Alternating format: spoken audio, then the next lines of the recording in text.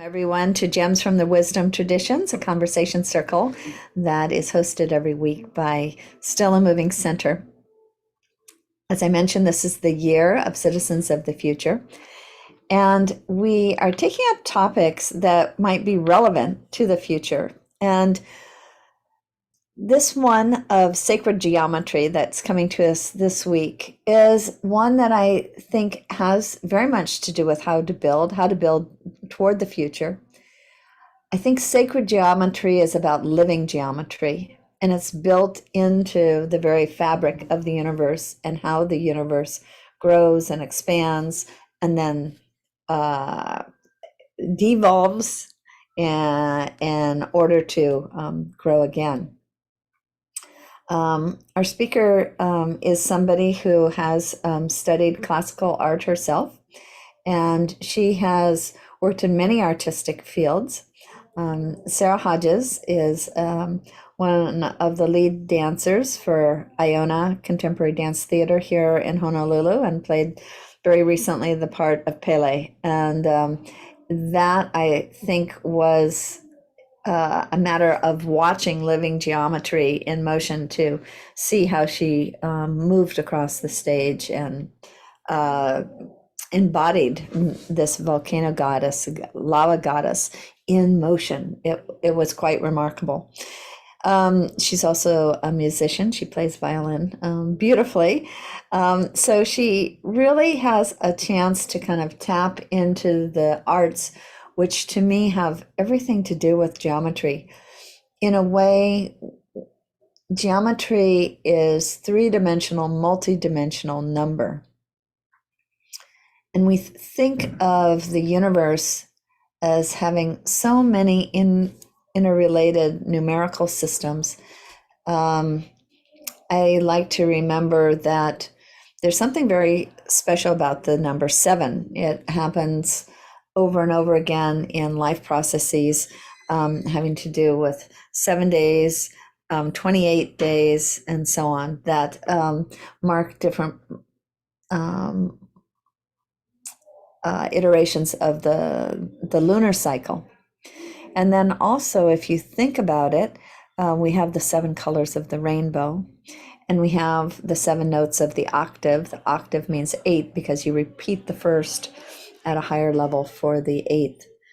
And so we're always surrounded by this living geometry. And it's my pleasure to invite Sarah to give us a few thoughts from which then we can spring forward as a group and talk about it together. So Sarah, so nice to have you. Thank you for being here. Hello, nice to be here. And thanks, Renée, for opening this topic a little bit. I'm going to give a very, very brief opening for us to come together and really discuss. There's a lot that can go into this, and it felt like a big chunk to take on. So we can all kind of share our ideas off the spring point. I'm going to share my screen. Okay. So as I was approaching this topic, I thought how interesting that we use this term sacred geometry so easily right now, because we've heard it a lot, but what makes it sacred? And it isn't even quite an official term. I think it's this idea of somehow how it hits us, these patterns, how it affects us inside our bodies, inside our spirits. And so I want to bring attention to that as we see these figures, forms, and discuss this. It's something within us that's bringing the sacred, I think, to these sequences and patterns that we've been able to define. And it's existed amongst art for a very, very long time, from Islamic art into classical Renaissance time periods. So one of the main artists I was looking at that we hear a lot about is Da Vinci, and how he was, across many things, also a mathematician, because he was an artist, and worked with many different mathematicians, architects. So this is the famous drawing of his Vitruvian Man. And something in the Renaissance period, they were really looking at the human proportions in this. The attention was brought, kind of traveled from very much a theistic and religious focus in art into the humanistic focus, and seeing how there is divinity in the human form. So, and the proportions here, there was this belief from Vitruvius, who had originated this idea in his architectural writings, that the proportions of outstretched hands will equal the height of the full body in this ideal proportion. The genitals are the midpoint of the body, the knees are halfway between genitals and feet, chest is halfway between genitals and the top of the head, and the chest is the same width as the quarter of the height. And that we can see in these line markings of his drawings. So there was these ideals that a lot of artists from this point started to work with. And so he was also asked, after creating the Vitruvian man, what we call the Vitruvian man, he was then asked to illustrate the divine proportions by the mathematician Luca Pacioli. So they were really interested in the intersection of mathematics and life and the human form. So he describes his writing as a work necessary for all the clear-sighted and inquiring human minds, in which everyone who loves to study philosophy, perspective, painting, sculpture, architecture, music, and other mathematical disciplines will find a delicate, subtle, and admirable teaching that will delight in diverse questions touching on a very secret science. That touches something of the sacred. There's a mystery here. A famous painting by Da Vinci, there's a noted use of what we know as the golden ratio or Fibonacci sequence, where he's finding the half, and we can see at these third points a selection of how to compose these two figures, have them balanced, almost in opposition or playing against each other. So there's a really strategic way of putting the compositions together to get the idea across. And here's the idea of the golden ratio, and we've all seen. So in art training, we're often initially told, along with learning from sight and realistic training, the ideal proportions of the human is 7 heads tall. The 7 to 7.5 is what we're generally taught. The arm length is generally 3 to 3.5 heads tall. So the head becomes this measuring point for the whole body. And using that, you can get this very harmonious figure in the whole body. And kind of to close this, and maybe we'll add a little more, I wanted to show this beautiful illustration of geometry. Perhaps one of my... So this a friend made, and I originally had suggested him to do this talk. He's a brilliant mathematician and loves geometry. But this is something he created using coding and geometry, and we can see just how beautiful it can be. favorite mathematical discoveries. Can you hear the sound?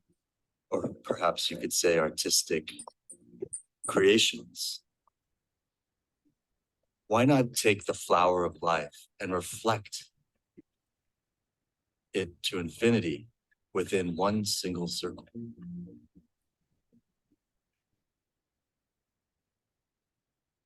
Using circle inversion, we can translate a point from outside the circle to inside the circle. If the point outside is n number of radii, the point inside would become 1 divided by n number of radii. Applying this to every point in the flower of life creates this beautiful mandala-like shape. Perhaps one of Kind of a abstract visual, but he creates these using mathematical formulas And they're just stunning, and it touches something of the sacred to me.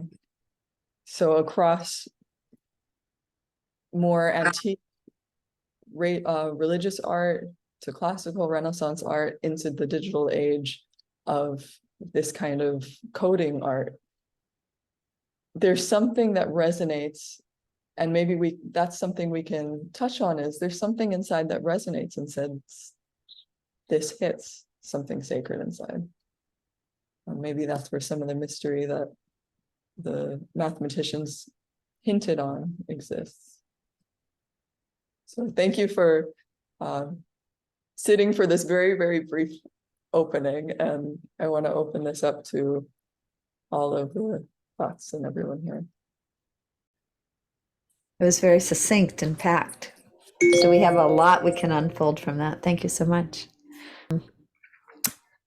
Well, Sarah, I was wondering when I was speaking of your performance as Pele, and I always think geometrically of mountains in terms of triangles, and then three-dimensionally in terms of cones. And you had that amazing hoop skirt on that went narrower and narrower, and then the way that it could come up and down. It was, I really felt as if I was watching living geometry. And I just wanted to ask if you had anything experientially that comes to mind or came to experience as you were in that role, playing a mountain, basically, and the living lava within it and coming out of it. Yeah, it's an interesting poetry of, as you described it, this triangular conical mountain. The hoop skirt obviously was an exact circle that it came up from. And then we're placed on these, I'm just talking about the organization of everything. We're placed on this exact square with tiny squares. I think it was 20 by 20 or something like that. And with this very exacting form, there was able to be, and I'm not sure how this could relate, maybe it could, but there was able to be this intensity of what could be the spiritual. There was able to be some kind of intensity that could manifest because of the containment of the forms. And there's something to that. I do believe in mathematics, in nature, and amongst all this form and organization, we need that. And it's because of that that we're able to have this eruption of the divine or the life force of creation. Mm-hmm. Maybe Yeah. that's the way to explain. Yeah. And it's interesting also, you mentioned the floor, and it was a mirrored floor. So whatever we were seeing coming up triangularly, conically, we also saw in a way coming down because of the mirroring. And so that upward and downward triangle are very much symbolic, I think, of that idea of rising into spirit and descending into matter. And having both of those coming together in a very living way. So for those of you who didn't see it, I hope that we can somehow through the description give you a little bit of an idea of what we're talking about with this living geometry. As the discussion began, I was enjoying some sacred corn chip geometry. That if you put the two together, of course, you get the Star of David, which actually, if you spin that, you'll end up with a sphere. So those 6 points are representative of something that the universe is famous for producing, which is spheres. There's a lot of spheres in the universe, and so accordingly, understanding the geometry of a sphere has a lot to do with what what we might call creation, because otherwise it's just, there's nothingness unless there's structure. So everything is based upon math. And I'm sort of eager to hear what Kirk has to say about geometry, being an architect and understanding that structure is absolutely essential for life. But I've always been fascinated by the math of triangles, like a three-legged table. It doesn't, they don't wobble, right? You never end up with a short leg on a three-legged table. So geometry, right? Three points determine a plane. So once we got a plane, everything, and then you take that into 3 dimensions, and you get this trapezoid thing, which happens to be this very, very strong structure, which we see repeated in nature, like those those thorns on the kiawe trees, right? They've got the 3 points going down, and one is always pointed straight up to go right through your foot. And this pattern repeats all through nature. So I'm just marking time here. You're riffing for us. Thank you. Sarah, thank you very much. Kirk, I think you've been given an invitation. Yeah, yes, don't get me started.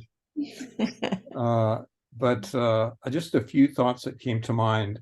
One is that the Pythagoreans considered the 3 the first true number.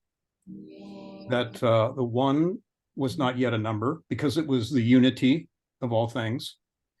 The 2 was unstable, and they considered it actually evil, so they skipped over the 2. But it implies separation.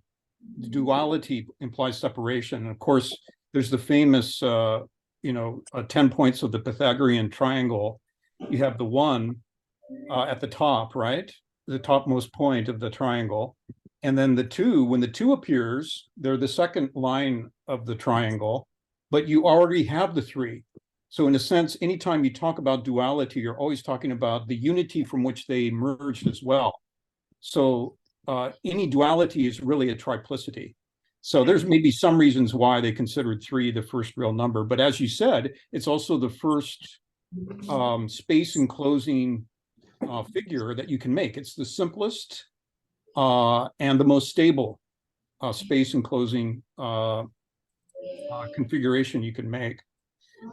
So, but then the other, just bringing a couple other different aspects, there's one of my favorite scholars was a fellow named Ananda Kumar Swami, and he was a polymath, brilliant genius, curator of the British Museum, the Boston Museum for many years, their Eastern antiquities and so on. And he knew multiple languages, and went and studied archaeologists. He was an archaeologist for many years. But one of the things he said was that if you look at every great religious tradition and you go back to its roots and origins, you will find geometry was the fundamental conception in which great rishis or teachers would express the fundamental ideas of cosmology and theology, was through geometrical figures. And of course, that was, fundamental to Pythagoras's tradition as well. And then you have Proclus saying that, attributing to Plato, the saying that God geometrizes, right? So that it's this idea that in some metaphysical and mystical sense, that geometry gives us a kind of a pictorial representation of the way being emerges from non-being. So, and even Euclidean geometry begins with the circle as its basis. The circle and the line are the fundamental postulates from which the whole system of Euclidean geometry unfolds. So it has this kind of mystical, it has a quantitative aspect to it, as well as not just a quantitative, but a qualitative. That is, in the Pythagorean tradition, it's just the numbers, the primary numbers are associated with the gods themselves, right? And you find this even in forms of Buddhism, right? The circle, the triangle, the swastika, all being representations of fundamental wisdom inherent in nature. So I'll stop there. Let others comment. What a great start for us. Between the two of you, that's wonderful. Just one other comment about Vitruvian Man, because one of the reasons it's called Vitruvian is because the original drawing was done by Vitruvius 1,000 years before Leonardo. And he was the premier architect of ancient Greece, and wrote books on architecture that were lost for 1,000 years, and they were only rediscovered during the time of the Renaissance. And that was part of the great flowering that took place in architecture and design. And he had that fundamental idea that the human form carried the circle and the square, which were also the fundamental shapes of the cosmos itself, through which the cosmos comes into birth. So you get this,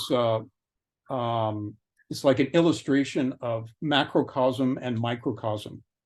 And that was so compelling, that idea that everything was composed of number, and that it was at the root of the mysteries of nature. One would discover, this qualitative dimension of number, which pervaded everything: music, mathematics, art, and it was the synthesis of all those studies was seen as being through number. That was like one of the great discoveries that at the root of what we call the Renaissance. So number being at the root of all of the arts. Yeah, and all of nature. And all of nature, yeah. Yeah, and so you get the 7 tones of the diatonic musical scale.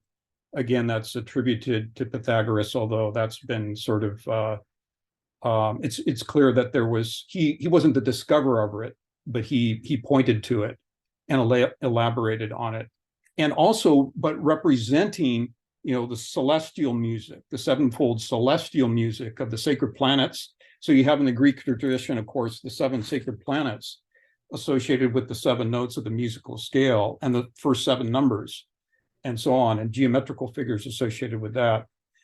So yeah, it was this synthesis of all the arts and sciences, really. And that's what's so foreign to us today, because we specialize in one thing or the other, and we see them as separate. But for the Pythagoreans and what occurred in the Renaissance was the great synthesis. Philosophy, religion, and science were not seen as separate. They were unified. And the arts, of course.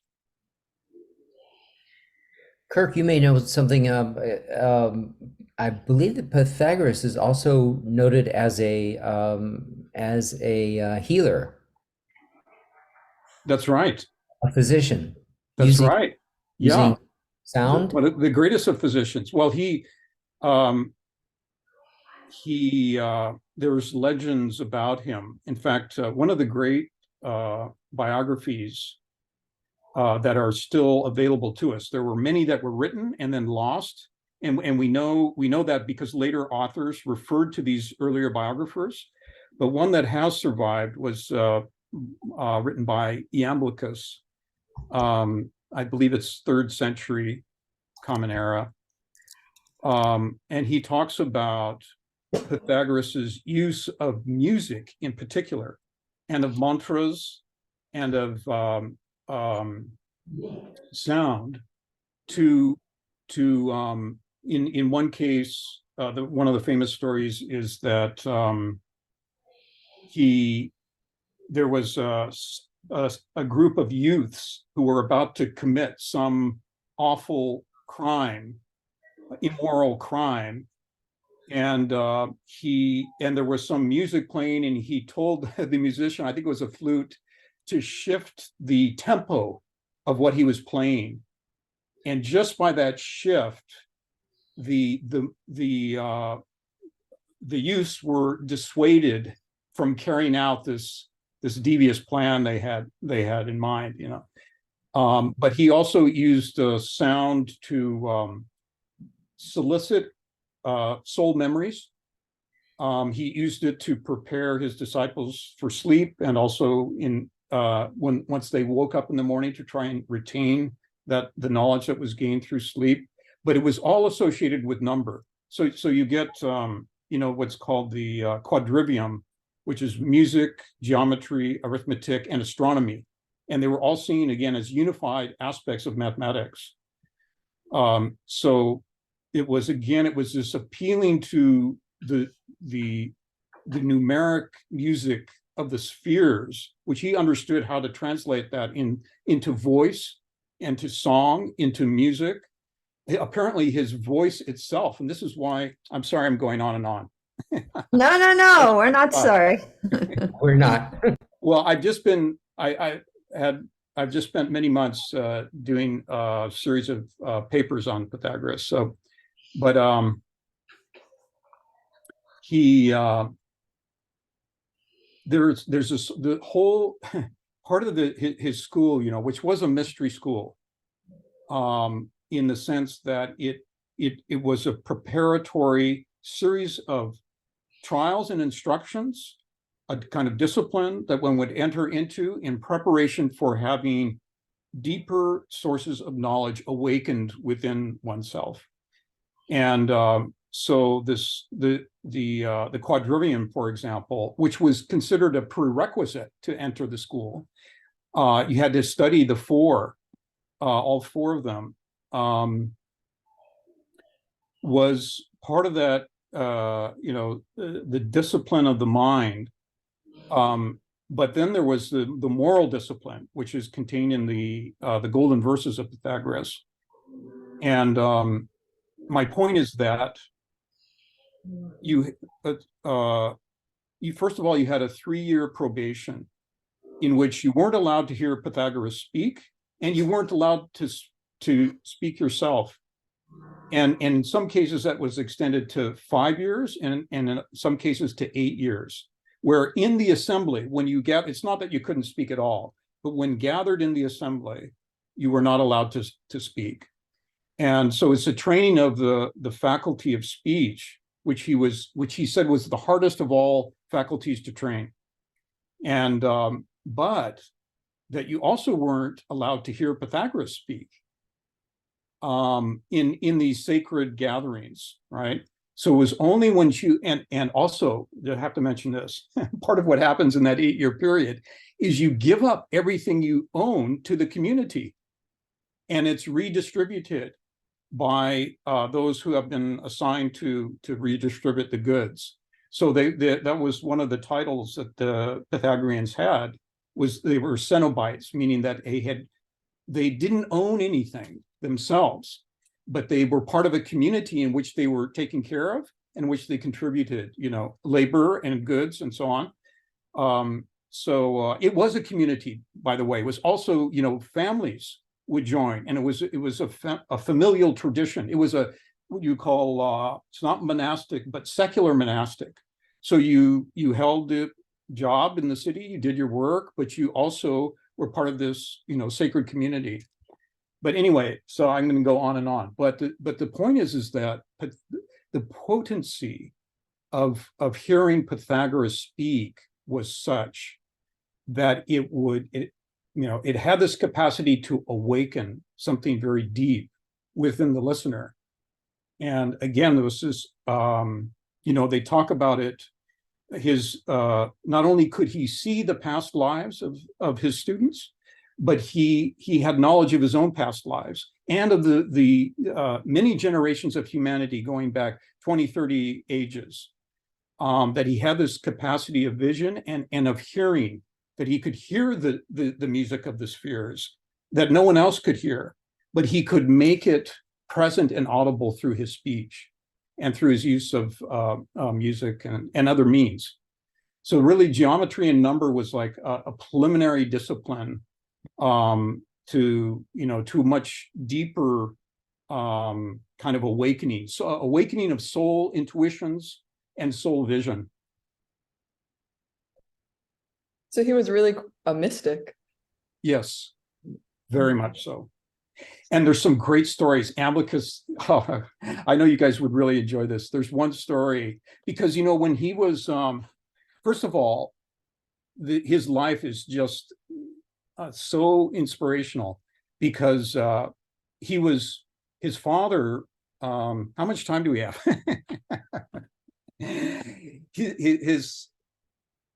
Renee, you just stop me.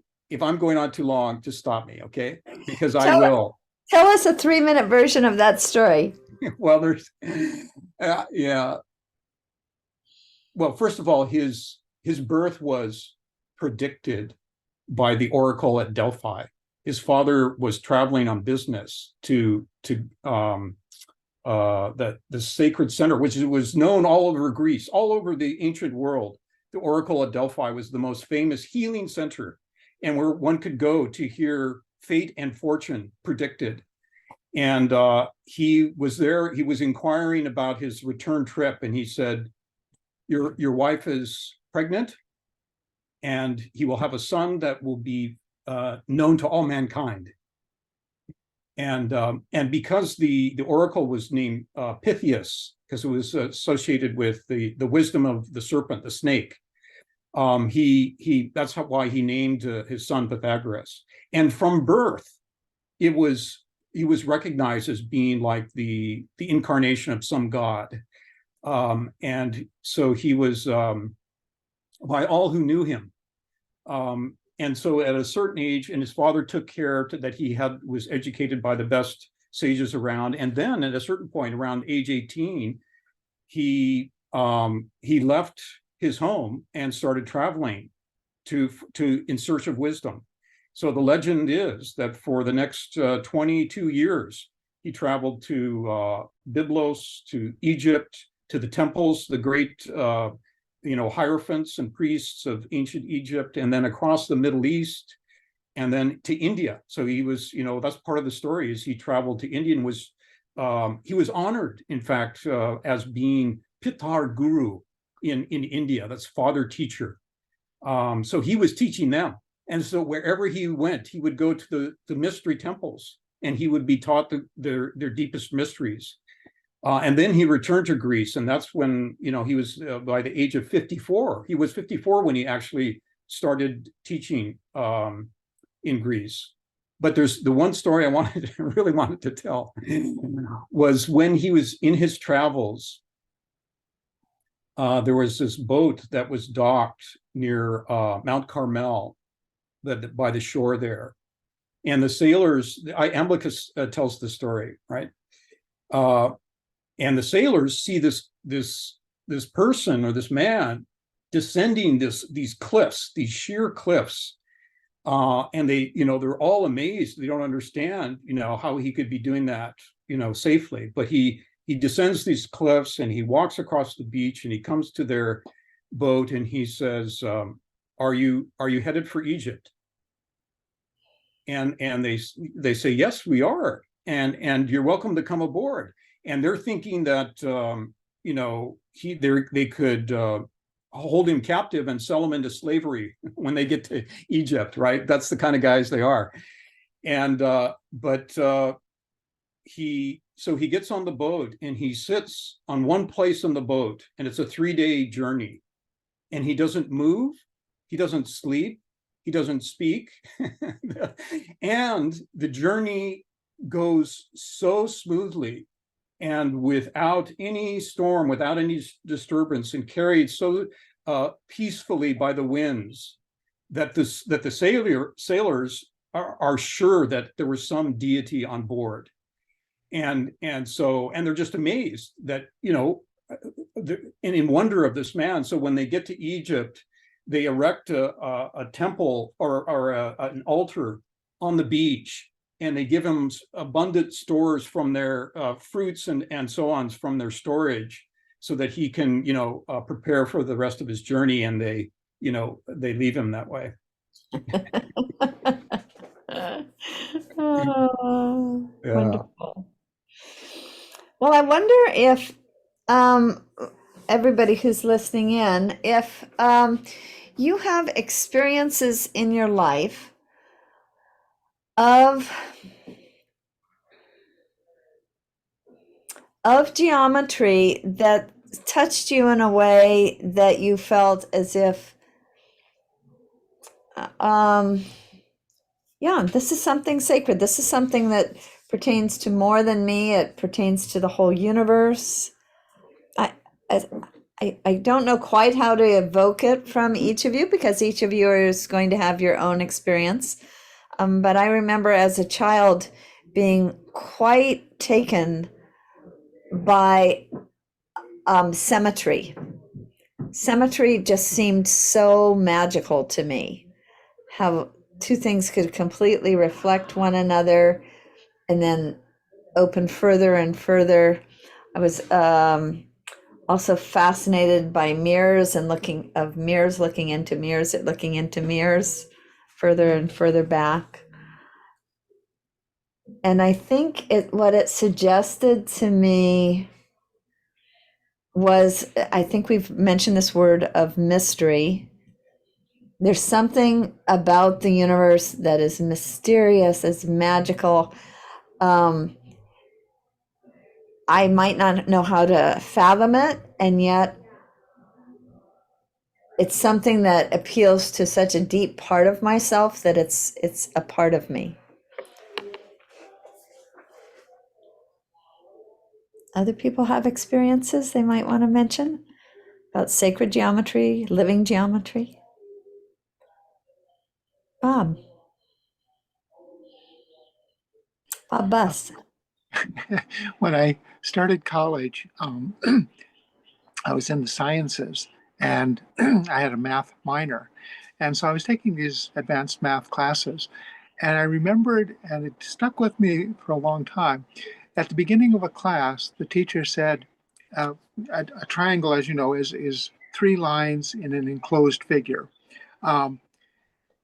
And he gave us a puzzle. And he said, if anyone gets this by the end of the year, I don't know, you get some kind of award.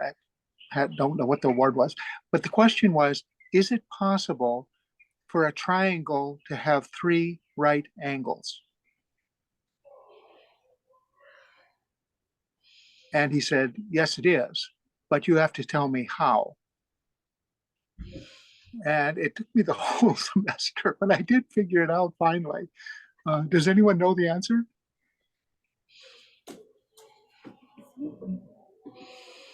Tell us. Well, if you think about it, a right angle would have horizontal and vertical. And if you had another one, it wouldn't be closed, right? Right angle, it can't close. If it does close, then it's less than 90 degrees. You can have one right angle, but you can't have more than that. But the answer is, and it's easy to imagine you had a globe of the Earth, and you went to the top, which is the North Pole, and you went down to the equator. And that line is a right angle. And then you go half quarter around, and any line coming up to the North Pole from the equator will be a right angle. So then you go up. And so you have a right angle, a right angle, and a right angle. You've essentially quartered the orange. And you can see they're all right angles. And the idea was, and this was the gist of the class, was that in Euclidean geometry, it would be impossible. But in spherical geometry, it's possible. So the idea of paradox and the idea that it depends upon your point of view, your perspective, how you visualize it, even though the numbers are real, the experience of them can shift. And there's a famous book, one of my favorite books, Flatland, where everything is flat. And so you don't have that third dimension. From that point, if a line comes at you, it's a point. And so they have to scream because otherwise you wouldn't see them coming. If you see a triangle coming, you can't see its three sides. You only see a line coming. If you see a circle coming, it's still only a line from the perspective of the plot. And I just always found that interesting, that the limits of numbers, the paradoxes of numbers, the completeness and incompleteness of numbers from certain kinds of perspectives as you ask the questions. And it's interesting, the Pythagoras, of course, the Pythagorean theorem refers to an irrational number. So that was considered heterodoxy. And it was, they would not speak of it because it was impossible. According to their views, there couldn't be an irrational number. But the Pythagorean theorem has that. So I just always found that interesting. And that one question from that class has stayed with me forever. Can a triangle have three right angles? I think David just held it up for us to understand. Uh-huh. Oh, thank you. Joan, I see your hand up. Joan's a music teacher, so are you gonna tell us about the music spheres a little? Yeah. Taking a little break. Thank you, Sarah, for your beautiful presentation. And I also am a violinist. And my first or second year at Iolani, where I'm at work now, getting ready for a Halloween concert. Our math teacher and master of many trades, Dave Masunaga, is also a musician. So he got my former husband to write a piece based on the Fibonacci series. We also had an easel of, you name anything Fibonacci, with beautiful pictures of artwork that were shared today, and the beautiful series that you see in the shells that we find in the ocean. But to play the music of the Fibonacci series, or a piece of music composed using the Fibonacci series, kind of had that sacred energy in it. So I just wanted to share that quickly, and I'm going to get back to my colleagues, but I've been listening in, and I'm grateful to listen and learn and be in this community circle. So thank you. Thank you so much, Joan. Renee, I appreciate your question, and just one other comment that I think kind of addresses it is that, and I've been thinking a lot about this recently, that particularly polygonal figures like the ones that Sarah showed us of this, sort of fractal figure is going into infinitely small, extending infinitely out, and so on. But these can be, very simple geometric constructions, but polygons where you have equal angles, equal sides, whether it's a triangle, a square, a 6-pointed star, an 8-pointed star, and so on. Or you could think of the Platonic solids, which are also that have that characteristic. All the angles are equal, the sides are equal, the distance from the center to each of the points is all equal. So it's this perfect equality radiating from a center. And one of the things that symbolizes to me is the fusion of wisdom and compassion, because there's obviously this kind of inherent intelligence that's operating, where everything, it's kind of a perfect justice, where everything is exactly where it's supposed to be, everything is in its place, and everything is equidistant. There's nothing that's greater or lesser in that sense. And so it's a way of regarding sort of the metaphysical construct of nature, the hidden dimensions of nature, which we're told are inhabited by great beings, Buddhas and Bodhisattvas, that they have this sort of all-encompassing, radiating benevolence and wisdom. So to me, whenever I see figures like that, I think that's one of the fundamental concepts that to me make them sacred. Sarah, do you want to add in? Well, it's interesting. In this, it made me think back to what you were saying about two, kind of having two opposing things. How did you say that? And then with three, it's a duality, but it's also a triplicity. And as we're speaking of the sacred, is there the unsacred? Is there, and the sacred, we could say, okay, it's harmony. Maybe it's what we call harmony in visual, in the body, we experience it. And so what is this unsacred? And is there a triplicity with this sacred, the non-sacred, if we're classifying it as sacred, and how they're both relating amongst each other? Well, that's a great question. Just a brief response would be, yeah, you could call it the sacred and the profane. You could call it nirvana and samsara. Ignorance and wisdom, which seem to be opposing dualities.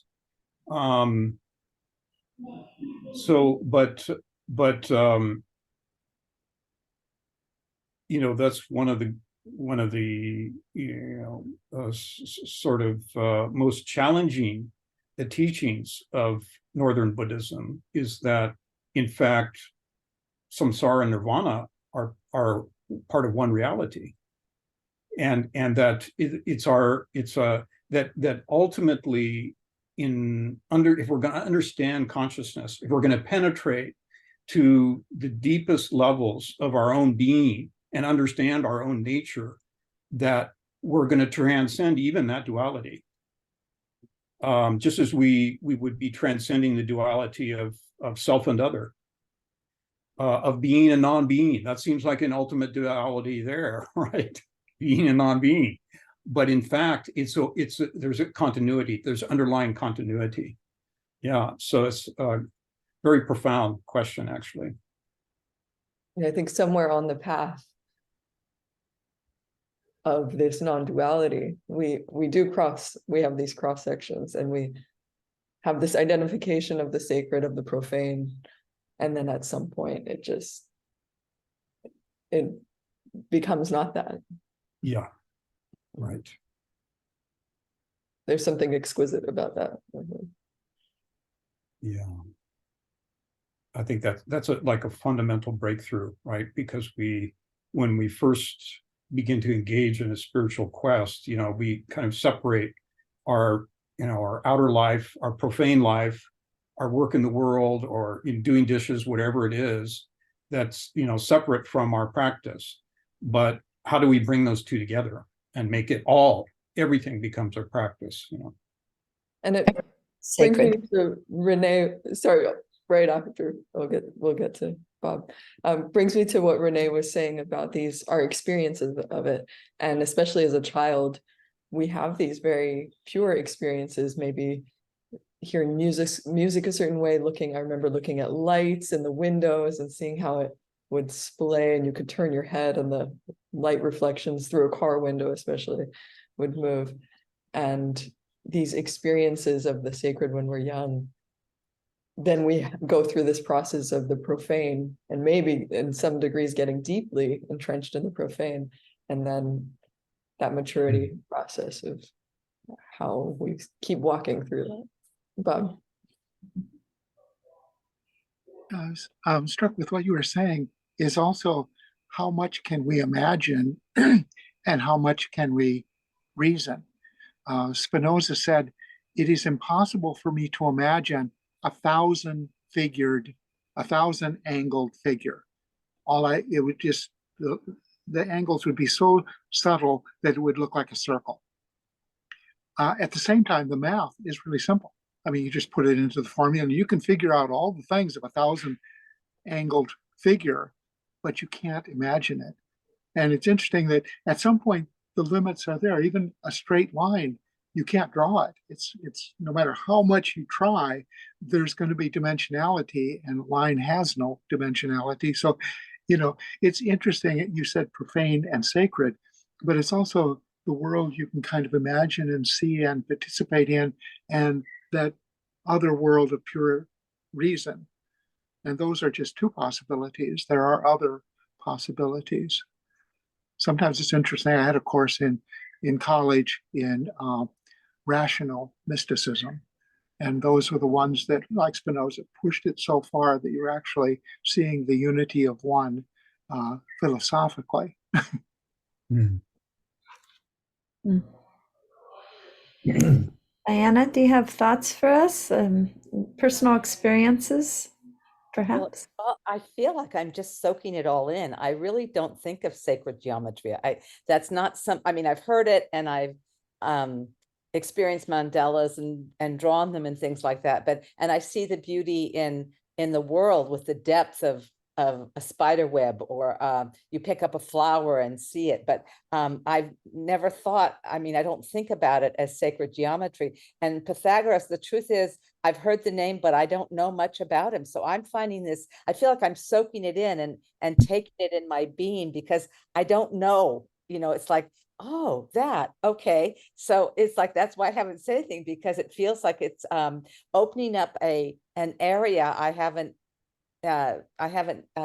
discovered, and I think it's really exciting. So I really appreciate Sarah and Kirk and everybody to share your experiences. And I see that in beauty, in nature, in just in feeling, because I usually go with feeling tones and I can feel the depth of what you're saying, but my brain is saying, what are they talking about? I'm having a little hard time with that, but I'm open and I'm really interested in it. So I thank you all very much. I love it.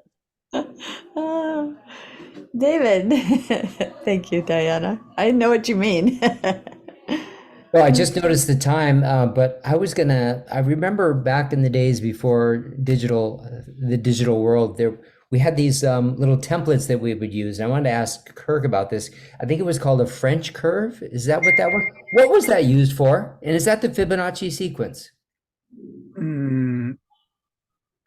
I know what you're talking about. I don't know if it was Fibonacci or not. I don't think so. No. Well, then I'm looking at these pictures of the Fibonacci sequence, how this spiral gets larger and larger. Yeah. Does that eventually become a straight line? No. It's a spiraling. It's a spiral. It doesn't become a straight line. It's it's a curvature, but you can use it. Of course, you can use, as Sarah illustrated, I think, in one of her drawings, that like in Leonardo's drawing. In fact, one of the things that it says as part of that drawing is it talks about how the smallest part of the finger in relation to the second largest part of the finger, that relationship is what's called the golden mean, which is the same thing as the Fibonacci series. The golden mean is the geometric equivalent of the Fibonacci, and that repeats in all parts of the body, that the length of the hand in relation to the total arm, and so on, that it reoccurs in innumerable ways in the human body. And it also has a simple geometric, you can state it very simply geometrically, that it's the smaller part is to the greater part as the greater part is to the whole. So if you have a line, the smaller part of that line segment, you divide it into two parts, but you have to do it geometrically so you get the golden mean. There's only one place you can divide that line where it's going to be in the golden mean. The smaller part is to the larger part. That relationship is the same as the larger part to the whole line. And it becomes a continuous series. Yeah, so there's different ways to express it. Doesn't have to be a spiral. It can be shapes, it can be squares that are in golden relationship to one another, and so on. Oh, I- that's helpful to know what that is. Thank I you. just measured this part of my finger. That would, and in the Fibonacci sequence, that would be 1. And it's the same distance between the first knuckle and the second knuckle. And then if you take that hole, that's the same size as the next piece up. And then if you take the size of the whole finger and double that, it takes you to your wrist. And then if you take the wrist to the fingertip, that takes you to the elbow. Crazy. Well, so I mean, again, this is another hour-long story. But there Well, was, how about this, Kirk? Why don't Yeah. I close us? And Yeah. anybody who wants to stay on will do that. And what I'd like to do is to ask all of you to consider somebody giving Sarah a vote of thanks while I tell you about next week, where we are considering the topic of the razor's edge. And that is going to be given to us by a young man named Brett Shimizu. He's recently joined Stella Moving Center to be someone who practices Japanese acupuncture here, and he is well studied in this tradition from a number of different angles, actually. Angles. And so he is going to speak to us on this idea of the razor's edge, metaphorically, I think, as well as from a professional perspective. So is there somebody who would like to do more than we already have done to thank Sarah for her presentation that started us on such a fruitful conversation today?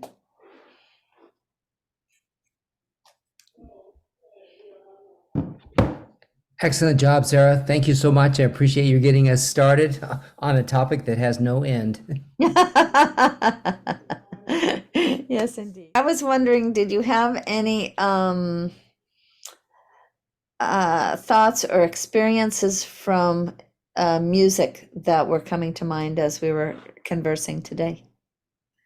What came to mind was actually an experience that I would have when I was very young, and I would put my ear in the wind and I would hear symphonies or harmonies, and just how maybe there's mathematically an explanation of nature and sound and somehow that existing amongst everything. And I think I lost it around age 7 or 8, but it was every time I would just put my ear in the wind. And that was something, as something you were saying, Kirk was saying, it really brought me to that thought. Mhm. Well, that's I'm trying to think now of that child prodigy musician who Mozart? well, it was true of Mozart as well, but there was a living girl, and I think she's in her teens now. But from a very early age, it'll come to me. But from a very early age, she could hear music that was not audible to other people, and she. And particularly whether she was waking or sleeping, she would hear music. And she was also very, from an early age, she learned the piano and the violin and I think one other instrument, and learned how to write music. I think by the age of 5 or 6. And she woke up. I think she was like 7 or 8 years old, and she woke up one morning and this whole symphony had occurred to her in a dream, and she told her parents about it and immediately began writing it down. A full-length symphony. She's 7 or 8 years old, and it's called The Sweeper of Dreams. And yeah, so she says that she hears music all the time, and she doesn't understand why other people don't. But she's yeah, one of these people, and it's said actually of Beethoven as well, that his compositions were based on what he was hearing internally, and that he would then translate into what could be audibly shared with people. But there's another story about, this is all very mysterious, but and mystical, because there's many mystics who also talk about being able to hear internal harmonies, and in fact, Einstein is said that before in one of his letters, he shared with this Jaak Hadamard, who did a study of mathematicians, that before equations apparently came to him, he would more, it's like he would hear them as sounds. So it wouldn't be numeric, but it would be sound based, and then it would later be translated into something that could be made into an equation. So again, very, very mysterious, but that's so integral to the whole idea of the Pythagorean tradition, is that that in the invisible planes of nature, there's this continuous harmony at work, and it's really composed of beings. It's not like it's just some sounds being made by sort of non-conscious energies, but it's what's called this hidden architecture of nature, composed of these hierarchies of choirs of beings. In the Christian tradition, it's the Elohim, right? And in Buddhism, it's the dhyanis. And you get it also, you get it in many different traditions, this idea, but that they're continually kind of reverberating, and in their reverberation and in their music, they're actually sustaining what we call the cosmos. They're that, and in fact, the word logos, right, it's the word, it's the verbum, it's this resonance that's continually sustaining the cosmos. Yeah. It's really fascinating. I'm by no means a gifted musician, and so it didn't translate to that, but just to experience what could be amongst nature. Mm-hmm. It's mysterious. And of course, the meditation on the word is in my mind, it's meant to try and tune our nature to that fundamental vibration of universal nature. As is any wisdom study, any mathematical study, right, at its core. There's supposed to be a note that nature vibrates to, right? Is it G? F. F. Yeah. In the Hindu tradition, of course, there's immense literature associated with that idea. And many Upanishads, in their commentary upon the word, the AUM, as as being like at the heart of nature itself, is this resonance that brought nature into being from non-being and continues throughout. So it's also sort of like our vesture of immortality, in a way, is another way of thinking about it at its deepest level, and our unity with nature and with all beings.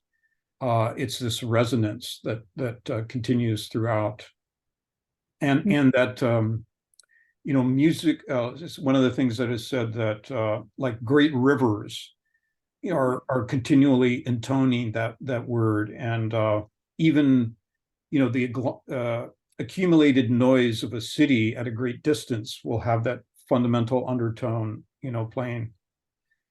Now,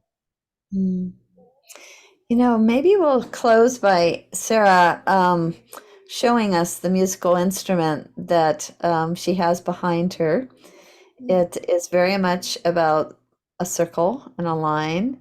It's very much about angles and proportions. Yeah, why don't you show us that? Most people have never seen one of these before, Sarah. And I had a question, Kirk, you said you were working on a paper or some kind of article for Pythagoras. Yes. Is that something eventually shareable, or that you have put up somewhere, or any of the above?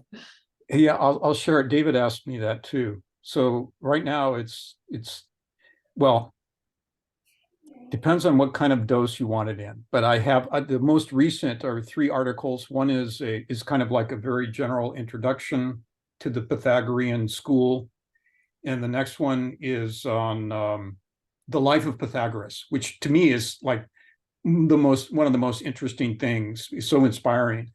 And then the third one, which I just completed really just a few days ago, has to do with the golden verses. I don't know if you're familiar with those or not. So I can certainly share those. Years ago, I also did a presentation for the Institute of World Culture here on Santa Barbara that was recorded. That's called Pythagoras and the Arts of Antiquity and the Renaissance. And it's in 2 parts, and it goes into a lot of detail about mostly both visual arts and sculpture, painting, and also architecture, and how his ideas and this whole idea about number pervading nature, how it influenced specifically works that we can identify and we can understand today. So that's a YouTube video that I could share as well. Great, yeah. It's fascinating what you've shared about him. And there's enough literature around to do research about him. There's some really great stuff. It's mentioned both in the articles and in this piece I did for the Institute, but there was a woman, a current scholar, who went back, and she, because it was an oral tradition, nothing was written down during his time, or at least many people believe that's the case. And you find that with other great traditions as well. Because it was sacred knowledge, it was not for the masses. It was for people who had prepared themselves for it. And so it was part of the mystery schools of antiquity. But what we have are what people said about Pythagoras in the centuries that followed. And she goes back, Juste Gagier is her name. She's a professor of ancient Greece, Greek traditions, I think at the University of New Mexico. But she has written 3 books now. One was called Measuring Heaven. It's a great title. But where she goes and she looks at all the original documents in the original Greek, and she does the translations herself. And then she at what has been said about Pythagoras through the ages, because he was the great hero of the Renaissance, as well as through the Middle Ages, and in the centuries that followed him up, all the way through. She says he was the most legendary and revered sage and hero, mystic hero and healer of the ancient world, bar none. When you start to look at the evidence and the way that he was respected and revered. But so yeah, she's written 3 books, and they're all, she makes this point that I already made, that you can't really understand the tradition just by looking at, philosophy or the numeric sort of studies that mathematicians made after Pythagoras based on the Pythagorean tradition, or just looking at the arts, that you really have to see them synthetically, and but she said that for that most people ignore the whole influence that he had on the arts. And she says that's a mistake, because for the Pythagoreans and for the traditions that followed, no, it was a synthetic tradition where it was all brought together. And so that's what she does, is she goes and looks and illustrates how his ideas were inherent in these works of art, both in antiquity, in the Middle Ages, in the Renaissance, and she has a great book that you would love on Renaissance tradition, where she looks at Raphael and some of his greatest works, and shows in detail how he was illustrating Pythagorean ideas, with his paintings. Yeah. Anyway, yeah. So there's a lot, but then there's also a lot of scholars who say, oh, these are just legends about, that have been made up after him. We don't really have evidence that he had all these magical capacities that people say he had. We don't really know what he taught because nothing was written down, and all we have is what people made up afterwards. And so they consider like Iamblichus's biography of Pythagoras as being pseudo historic. They just pass it off. But if you don't consider it that way, and there are many reasons not to disregard it, because he was himself a great sage, a revered sage of his own time, and mystic, and mathematician. And he wrote many things about Pythagoras that have now been lost, and only a few things that have been preserved. But it's a wonderful biography, really thrilling book that you can get on Amazon. You want to look for the translation by Thomas Taylor. Okay. You can get it in a paperback, probably, $12 or so if you were interested. But my paper summarizes it, so you can get the essence of it. Okay. So are you attempted to, anyway, kind of the key things that occurred, Kirk, maybe you should forward to me your papers, and then I can share it with this group. Sure. And then, was there a video you referred to as well? There is a video. Yeah, actually there's two. There was a part 1 and a part 2. One is the arts of antiquity. The other is the arts of the Renaissance. And there's the most famous, most beautiful, incredible temple in the Western world, which is in Rome. It's called the Pantheon. Maybe you've seen it, Sarah. Have you seen it? Yeah. Yeah. That's considered a Pythagorean temple. And, it's that one where if you were to draw a perfect sphere, it would fit just inside the dome in which it occurs. It's the only dome of its kind of that configuration, and the whole construction of it, and it has the oculus in the center at the top, and then these kind of ribs that radiate downward. And so part of this video is a kind of analysis of why, and this is based on Juste Gazier, but also the photography is from when I was there. So I was able to incorporate the two, her analysis of it, and the actual images of it. So inspiring. For me, anyway, it was just a thrill. Something about how the light coming through the windows. Well, there's only one window, and it's a big oculus up at the top, 26 diameter opening at the very top center, big circle. And it's the only source of light except for the doors that you enter in. Mm-hmm. It's just stunning, breathtaking. I mean, I was just transported. I'm transported hearing about it. And the thing is that, you're there with crowds of people, right? And like you have to get in line, and you're just sort of trying to get in. Of course, you can't see what the inside looks like from the outside. The outside's magnificent as well, but it's not until you pass through these 18-foot tall doors that suddenly you see the volume, this circular volume, and this great oculus that it's like a big eye, at the top with the sun streaming through. It's just like the crowd just like disappears, and suddenly you're like in the heaven. It's like entering heaven. At least it was for me. It's just like so transporting. The realm of the gods. You're suddenly in the realm of the gods. Wow.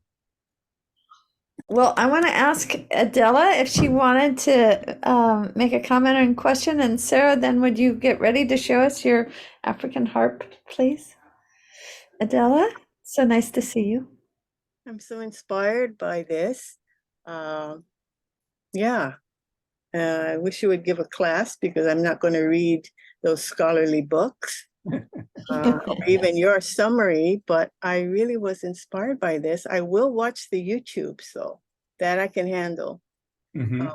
And if you would give a, like a slide lecture on this, and my only question was, those sounds that you heard, Sarah, when you were up until the age of when you could reason, 7 years old. I wonder if they were the same or similar as the celestial harmonies that Pythagoras would constantly heard, and he never lost that, and he could help others to hear it. He sounds like a perfect master. I thought all that information was lost when you see the murals on the Roman, of the sacred Greek mysteries. I thought all of that information was lost and it was just the occult. But it seems like somebody knows something. Is it being practiced? Is it, it's old, but it's still true, I'm sure, on some level. It's still true. Well, Well, the other thing is that Pythagoras really, besides this kind of mystery tradition that he was representing and that he brought from India, right? That's the thing. He was transmitting what he learned from the ancient East. But he also gave birth to modern science, right? Because all of modern science is based on number. And, physics, what is physics? It's all based on number. And it was Pythagoras who, planted that seed. And so we owe, such a great deal to him, really. We're still benefiting from his, the impulse that he gave. But it's the esoteric side to me that really is more interesting, of course, because just the use of mathematics by itself, there's not necessarily, it's been divorced from the moral dimension. So, it's pure sciences now, is ethical considerations don't enter into the picture, whereas Pythagoras, that would be fundamental, I'm curious how this is going to affect your spiritual practice, because it seems like a Western form of spirituality, if you can call it that. I'm just interested in how it affects you.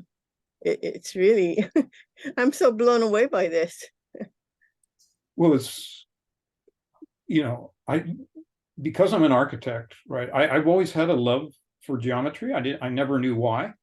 When I first learned it in high school, it was the logic of it was so appealing to me. And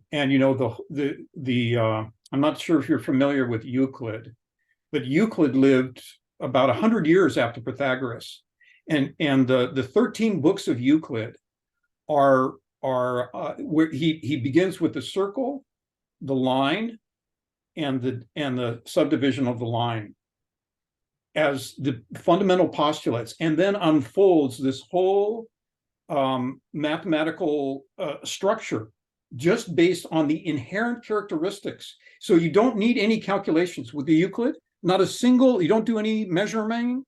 All you need is a pencil, a straight edge, and a compass. You can do the whole 13 books.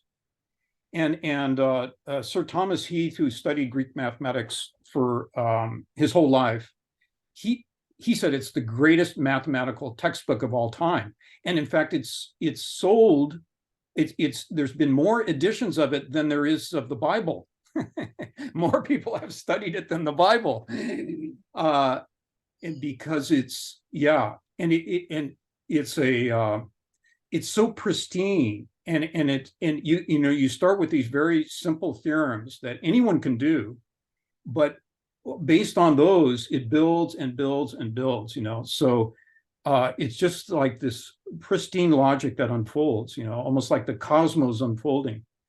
And there's symbolism with every part of it. This has been part of my study from as an early adult, when I started to understand that these simple figures had deep cosmological and metaphysical meaning associated with them, sacred meaning, and that could be discovered and uncovered through meditation, through awakening of intuitive faculties, and that it connects up with, the great traditions of Christianity, of Hinduism, of Buddhism. It's like a as I mentioned, this Kumaraswamy, that he found that geometry is at the root of every sacred tradition. So it's one of those things that unifies. It's like the religion of humanity rather than any particular tradition, right? It's a unifying dimension of religion, or spirituality. So yeah, it's been just very fundamental to my whole spiritual practice, my interests, my occupation, everything. Well, thank you so much, Sarah, Kirk, Renee. Amazing. Well, I'm glad you enjoyed it. Yeah. Me too, Adela. Okay, we're ready, Sarah. I'll share this beautiful instrument. It's out of tune, so I'm not going to play it, but it's 21. It's a 21 string harp, essentially. Wow. But I guess it is older than the harp, so maybe we wouldn't call it a harp. It's from 13th century Mali, the Mali Empire. Where did you get that? So a good friend, he's from Guinea, and so this is commonly played in Guinea, Senegal, I think Ghana also, so West Africa, and Mali. And they're from the Griot tribe, so they're musicians. That's where I first heard it, maybe 12 years ago. Fell in love with the sound of it. The sound, it was one of the most touching sounds I had heard. And he's an incredible musician. And his brother makes these, his brother lives in Australia. So I talked to him, his brother made this and shipped it from Australia. And this is the more modern version. It was tied, this was all hide, and it was tied with hide, each string. So you'd have to, it was a really painstaking process. Not as easy as just tuning the frets. And then it has Wow, it just looks amazing. hole in the middle and the bridge. And it's all neatly tied together. Wow. It looks like a living thing. And this is And it does have animal skin as the kind of drum part, right? Yeah. I don't remember what the two handles are for. And it's held with 3 fingers, and these are the only fingers you use. And you might use some for this for percussion and then go this way. 21 strings? Wow. Can you play a little bit? So There's the 3 7. out of tune. Yeah.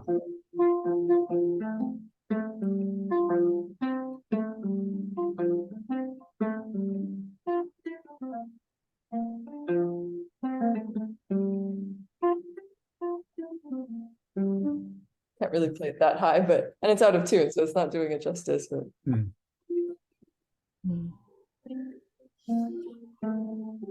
there's that right angle and 21. you got a lot of geometry going on here. Yeah, 21 is 3 times 7, and we were just talking about 7s and 3s. It's really cool. It's So the one thing I didn't mention, I didn't make it clear, but you probably know this, Sarah, but the diatonic scale, which has 7 notes to it, right? That the first 4 have to do with the relationship between 1 and 2, the relationship between 2 and 3, and the relationship between 3 and 4. And it has, in terms of a monochord, it would be the division of the chord of a single string that in those ratios that would give you the first 3 notes of the diatonic scale. So that fact that the first four numbers of the numbers through 1 through 10, the first four numbers also created the first three notes of the diatonic scale.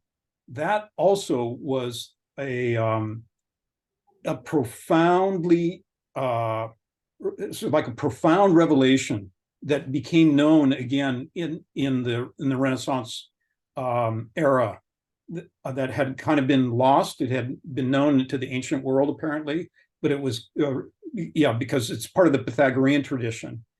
But that it was again rediscovered in the Renaissance. But that idea that it was an indication that number was pervaded the cosmos, pervaded all of nature, right?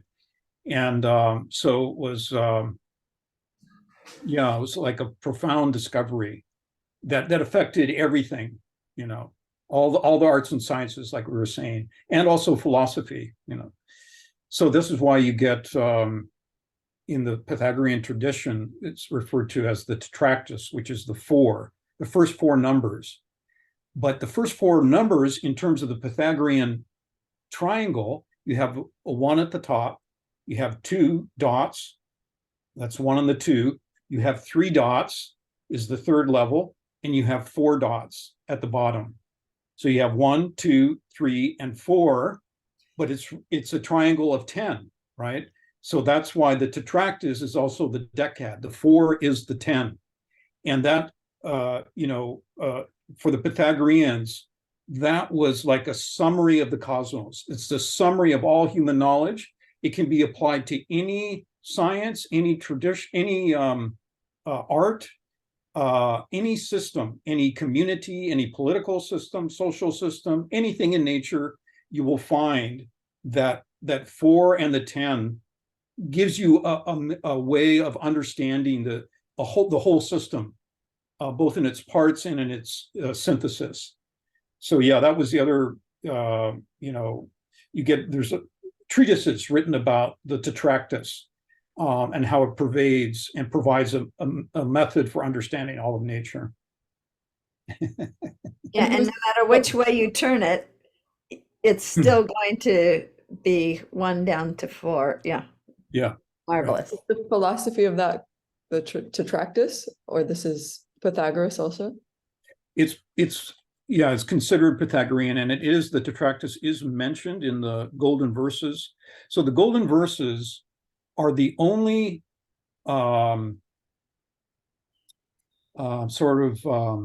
extant writing, right?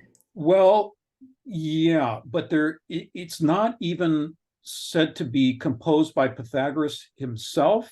It's said to have been composed by the community as a whole.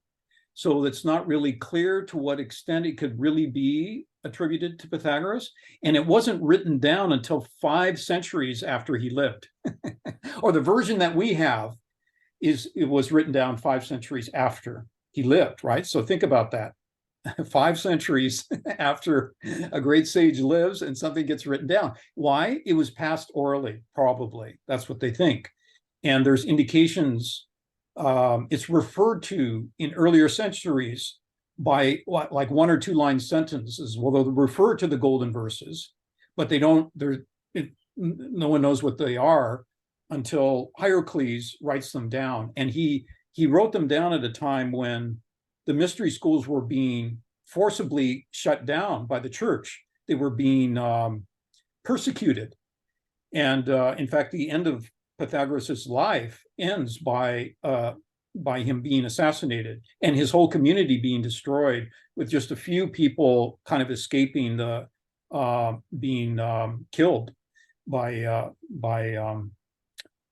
opponents, by enemies. But so Hierocles wrote it down at a time when it was very risky for him to do so. So he kind of couches it in language that sounds almost Christian. He uses the word God and prayer. He uses the word prayer, but so you have to, it requires a kind of sort of deciphering through the layers of both the language that he used and what he probably was referring to based on other things that we know by other sages, basically. And you have to kind of use a comparative method as well, looking at other traditions, because the mysteries that he revealed, of course, were the same that you find fundamentally in every great tradition. Every great tradition has mystics at their root, has a mystery tradition with it. Even Jesus, right? He spoke in parables to the multitudes, and he had teachings that he gave to his disciples for those who had been prepared and trained themselves, and could be trusted, and who were bound by vows of silence to not reveal what was said. So yeah, anyway. So the Golden Verses of Pythagoras is very succinct. We have a copy that we can also make available with what we provide from Kirk. It's only about 4 pages long. Yeah. There's It's 71 verses. It's very mantramic, and Yeah. yeah, But very it does require this kind of careful deciphering. And then, well, the commentary by Hierocles is very helpful in and it's about 30 or 40 pages. But it also is, it was written in Greek, and it's dated. So still it needs a kind of deciphering, unfolding, kind of trying to understand the hidden meaning of what's being said, because a lot of it was not said, right? He wasn't going to reveal all the mysteries, but he was going to point to them, suggest them. The article that I wrote, I just finished, is my attempt to kind of, based on years really of looking at the tradition, and what I've learned from my teachers, that of trying to unravel what's being said in the verses. These articles, just for Adela's particular information, they're maybe 10 to 15 pages long. Yeah, not longer than that. The first one I think is like 5 pages. The second one is the longest one, The Life of Pythagoras. It's maybe 10 or 11, typewritten 12-point Word documents. So not whole books. Yeah, not whole books, right? Yeah. Oh, well, thank you all so very much. Thank you so much, Sarah. I know it's such a huge topic that it is kind of terror inspiring to look at, and I feel as though you can tell now that you really launched us in a great direction. And Kirk, we're especially grateful that you did join us today. That was quite illuminating for all of us. Well, you drew me in with the topic, obviously. and then I think, Sarah, really you introduced it in a really wonderful way, that there was a mystery associated with it, and you brought in, various dimensions with the both with kind of the mandala idea, and the golden mean, and Da Vinci. I think that was a very appropriate way to introduce people to the topic. So yeah, thank you for that. Thank you so much. It's fascinating. I want to go into a monastery of education or learning about this and just immerse. I wish Pythagoras was still around. Well, I thought also, because you're a painter, that maybe you had incorporated it into your painting, or have you painted mandalas? Painted what? Mandalas? I haven't. No, I've painted mostly figure, portrait, realist sort of things. Okay. And as I was listening in today and we were discussing, I thought this will be interesting to play with in some art. So I may. So when she was in art school in Florence, she was copying very fastidiously great masters' works. And did they have you use a geometric means of figuring proportions like you illustrated? We did have to learn what was called the divine proportions or golden proportions, 7 heads. Okay. Especially that, and everything we drew, it was important to know what the center point was and measure everything off of different parts. So there was a lot of imaginary plumb lines. You measure how many of this in that. It was very mathematical in that way, but not specifically divine ratio or thirds or adding. Okay. Yeah, Okay. none of that. So very quickly, I won't go into a lot of detail, but it's in the video. There was a sculptor, famous sculptor from the ancient Greek world. His name was Polykleitos. And he devised the means of measurement of the human form by tying knots in a string, so they, of course, they didn't have, measuring tapes like we do, but he somehow had devised this series of knots on a string that would allow him to determine all the proportions on a sculpture, for example, that he was doing. And there's only one example that's a Roman copy of what's called the Doriophorus. It's a spear holder, so it's a male figure, and it's really the basis of all these magnificent, figures that we have from the Greek tradition, these sculptures, right? That it's considered like the most perfect sort of elaboration of the golden mean, because it's all based on the golden mean. And there was a document discovered, I think it was in the 70s, that was a portion of the like a description of the method that he had used in subdividing the human form, all the parts, every part of the human form, based on this golden mean measurement. But all we have is a Roman copy of the Doriophorus, but it's believed to be based on the one sculpture that he did, which was, the most famous of the ancient Greek world. Anyway, I'll stop. Look that up. Also, the golden mean, a method to divide up the canvas. Yes, right. And yes. also, it carries on all the way through George Seurat. Yeah. The classical tradition. So that pointillist painter, when I thought, wow, he used the golden mean to locate the figures on the canvas. Amazing. All the way up to the 19th, and I'm sure people are still using it.